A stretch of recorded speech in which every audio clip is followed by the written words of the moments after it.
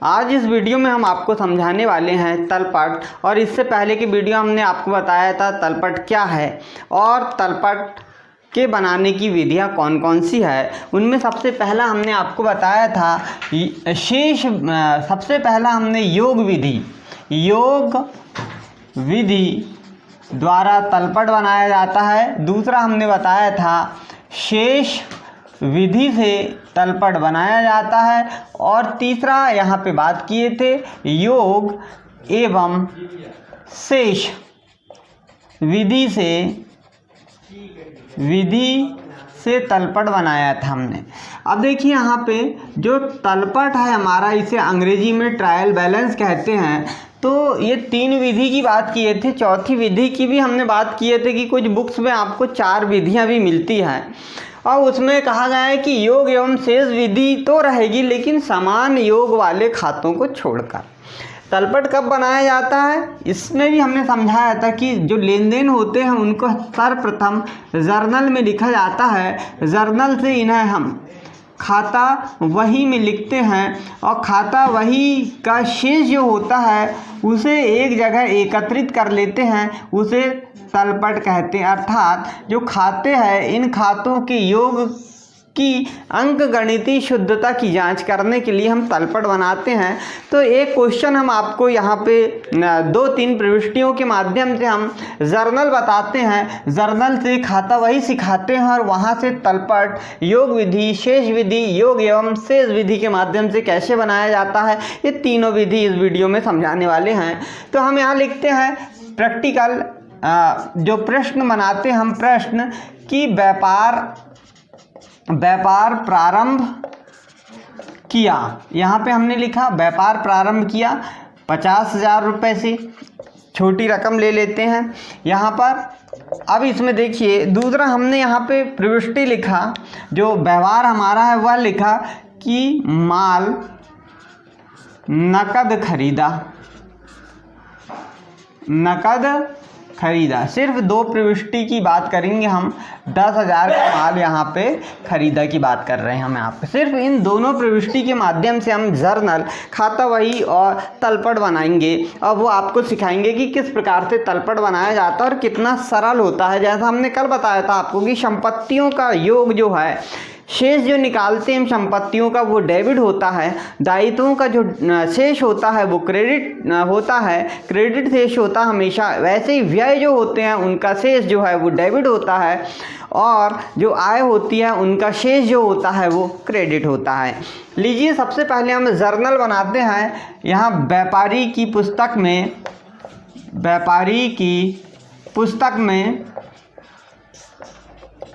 Journal प्रविष्टि, और यहाँ पर जर्नल प्रविष्टियाँ कर रहे हैं हम यहाँ पे और आपको बताने जा रहे हैं कि यहाँ पे जो कॉलम होंगे वो सबसे पहले बनेगा हमारा दिनांक का कॉलम। दिनांक से विवरण लिख देंगे दूसरा कॉलम में, और तीसरा कॉलम यहाँ पे होता है खाता पृष्ठ का, और चौथा कॉलम हो जाएगा डेबिट राशि का, और 5वां कॉलम हो जाएगा क्रेडिट राशि का। इस प्रकार से 5 हो जाएंगे। लीजिए पहला जो है कि व्यापार प्रारंभ किया। जब व्यापार प्रारंभ करता है तो आपको मालूम है कि रोकड़ आती है व्यापार में, इसलिए जो वस्तु व्यापार में आती है उसे हम डेबिट करते हैं। तो रोकड़ खाता हमने डेबिट किया। किससे? मालिक का पैसा है, मालिक का जो पैसा होता है उसे पूंजी कहते हैं। तो पूंजी खाते से, और 50,000 रुपये हमने डेबिट में लिखा और 50,000 रुपये हमने क्रेडिट में लिखा। जर्नल से संबंधित हम प्रविष्टि करने के नियम और इसकी जो भी पूरी प्रोसेस है उसके लिए हमने वीडियो बनाया है। यदि आपने नहीं देखा तो वीडियो की प्लेलिस्ट में जाकर देख सकते हैं आप। व्यापार प्रारंभ किया, हमने नरेशन लिख दिया, प्रारंभ किया। अब देखिए यहाँ से एक लाइन से बंद कर दिए, अमाउंट्स लिख दिए। दूसरा यहाँ पे देखिए आप, हमारा जो ट्रांजैक्शन माल जो है वो नगद खरीदा अर्थात माल आया हमारे पास, यानी क्रय खाता डेबिट कर देंगे, क्योंकि क्रय खाता एक वास्तविक खाता है और यहाँ पर रोकड़ चली जाएगी और रोकड़ भी वास्तविक खाता है। रोकड़ खाते से, और इसका नियम वास्तविक खाते का जो नियम है कि जो वस्तु व्यापार में आती है उसे डेबिट कीजिए, जो वस्तु व्यापार से जाती है उसे क्रेडिट कीजिए। और दोनों ही जो लेन देन है वो दोनों ही आप देखिए यहाँ पर व्यापार खाते से संबंधित है, तो हम लिख देते हैं नरेशन नगद माल जो है वो खरीदा है। यहाँ पर कितने का माल खरीदा है? 10,000 रुपये का यहाँ माल खरीदा है, 10,000 का माल खरीदा है। योग लगा देंगे हम यहाँ पर, योग जो है हमारा तो कुल 60,000 यहाँ पे योग आ जाएगा हमारा, 60,000 जर्नल का योग 60,000 हो गया। इसके माध्यम से हम यहाँ पर खाता वही तैयार करते हैं। और खाता वही भी बिल्कुल संक्षिप्त रूप में हमने इसलिए छोटा लिए हैं यहाँ पर खाता वही, और खाता वही में हम समझा देते हैं आपको कि सिर्फ दोनों खातों के खाते बनाए जाएंगे, और कैसे बनाया जाता है वह भी आप जानते हैं। यहाँ पे यदि आपको समझ नहीं आता होगा तो हम यहाँ पर खाता वही आपको बनाकर दिखा देते हैं। देखिए खाता वही, जो खाता वही है इसमें डेबिट पक्ष होता है और क्रेडिट पक्ष होता है। ये टी आकार का बनता है, यह भी आप जानते हैं। 4 कॉलम होते हैं। पहला होता है यहाँ पर दिनांक का, दूसरा कॉलम होता है विवरण का, तीसरा कॉलम यहाँ पे होता है जो जर्नल है, इसकी पृष्ठ संख्या खाता वही में लिखी जाती है, इसलिए जर्नल पृष्ठ का और राशि का। इसी प्रकार क्रेडिट पक्ष जो है इसमें भी पहले दिनांक लिखा जाएगा, दिनांक के बाद में विवरण लिखा जाएगा और विवरण के बाद में जर्नल पृष्ठ लिखा जाएगा और फिर राशि लिख दी जाएगी। इस प्रकार से कॉलम बनाए जाते हैं। जो खाता वही है सबसे पहले हम ले लेते हैं रोकड़ खाता। खाता वही में जो खाता हम बना रहे हैं यह रोकड़ खाता है, और रोकड़ खाता आप देखिए कि रोकड़ खाता जो है यह डेबिट हुआ, अर्थात रोकड़ खाते के डेबिट पक्ष में लिखेंगे पहला नंबर। और रोकड़ खाते के रोकड़ खाता कितना 50,000 लिखा है तो राशि लिख देंगे हम यहाँ पे 50,000। और जो विपरीत प्रविष्टि पूंजी खाते से यानी खतौनी जब करते हम तो इसे बोलते हैं पूंजी खाते से, इसे कहते हैं जर्नल से। खाता वही में लिखने को हम खतौनी कहते हैं और इस जर्नल में लिखने को जर्नलाइजिंग कहते हैं। देखिए दूसरा यहाँ पे देखिए पूंजी है, तो दूसरा हमारा खाता यहाँ पे तैयार करना पड़ेगा हमें पूंजी खाता। और जो पूंजी खाता बनाया जाएगा उसके भी यही कॉलम रहेंगे, दिनांक विवरण खाता जनरल पृष्ठ राशि, दिनांक विवरण जनरल पृष्ठ और राशि। और देखिए यहाँ पे जो पूंजी है वो पूंजी क्या हुई है, क्रेडिट हुई है, क्योंकि इसके भी 2 पक्ष होंगे, अर्थात पूंजी खाते क्रेडिट पक्ष में लिखना होगा हमें राशि 50,000 रुपये। 1 नंबर यानी दिनांक में 1 लिखा इसलिए 1 लिख दिए, और जो विपरीत लिखा पूंजी के विपरीत रोकड़ खाते को हम यहाँ लिख दिया रोकड़ खाते को हमने लिखा।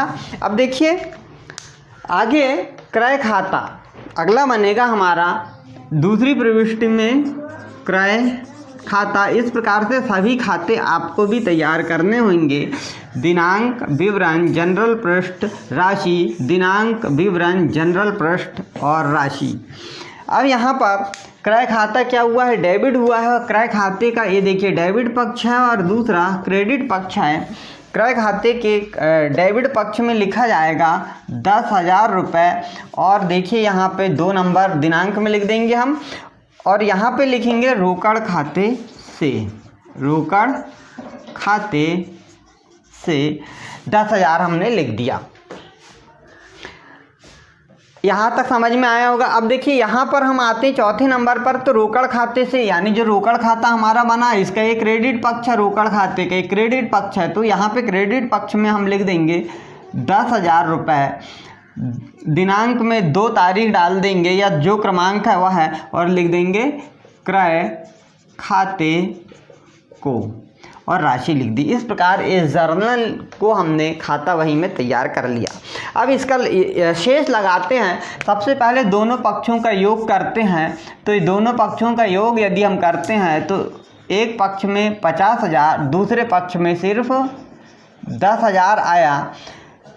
एक पक्ष में आप देखिए पूंजी खाते में 50,000 आया, दूसरे पक्ष में कुछ भी नहीं आई राशि। इसी प्रकार क्रय खाते के एक पक्ष में 10,000 आया और दूसरे पक्ष में कुछ भी राशि नहीं आई।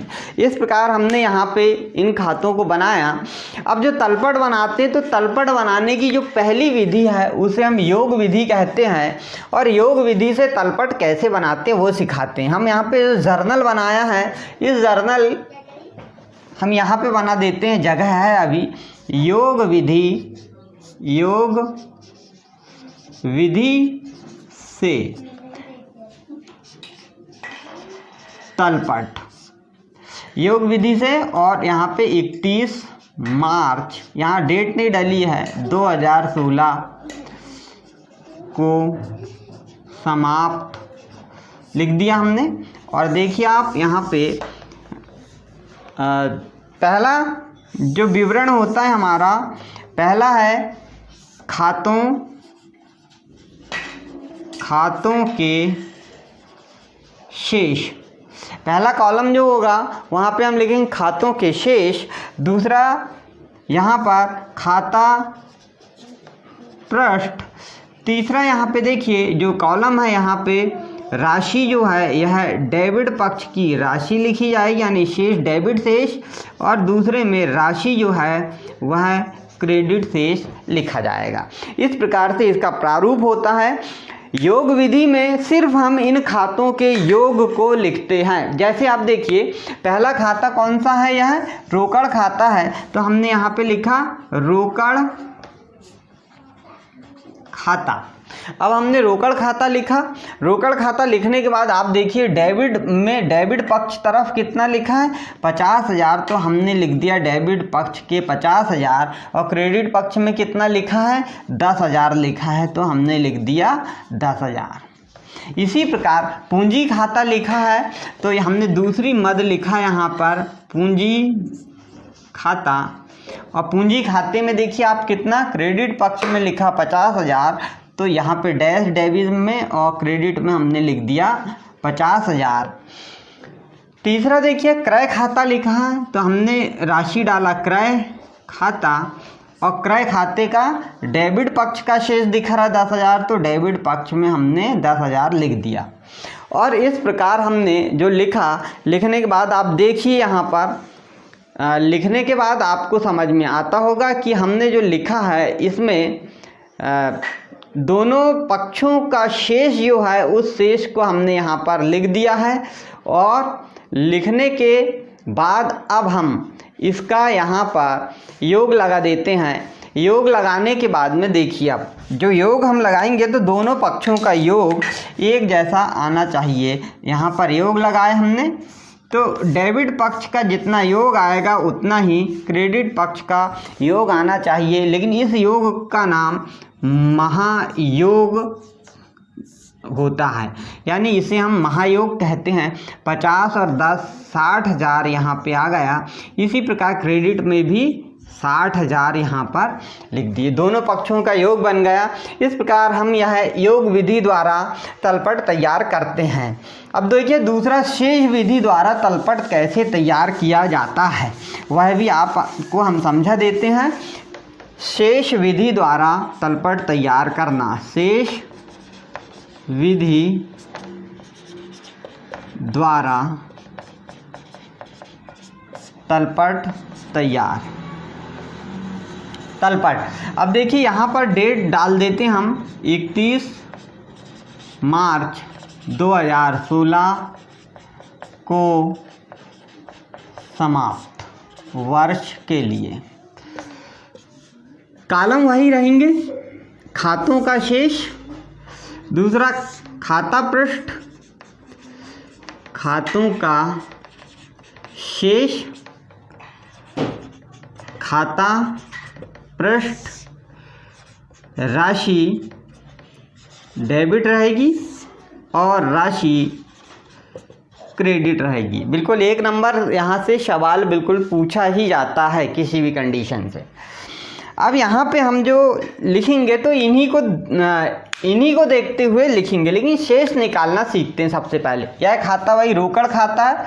रोकड़ खाते के क्रेडिट पक्ष में लिखा है 50,000 और डेबिट पक्ष में लिखा है 50,000 और क्रेडिट पक्ष में लिखा है 10,000। अर्थात यहाँ कितना कम है, 40,000 की कमी है और इस 40,000 को हम लिखेंगे शेष। लेकिन इस शेष को हम क्या नाम से लिखते हैं वह भी हमने आपको बताया था। रोकड़ खाता इसलिए शेष ले गया लिखते हैं। माल खाता को हम व्यापार खाते में हस्तांतरित करके लिखते हैं। लाभहानि खाते यानी जो मदें से व्यय या हानि होती उन्हें लाभहानि खाते में हस्तांतरित करते हैं। तो शेष ले गया।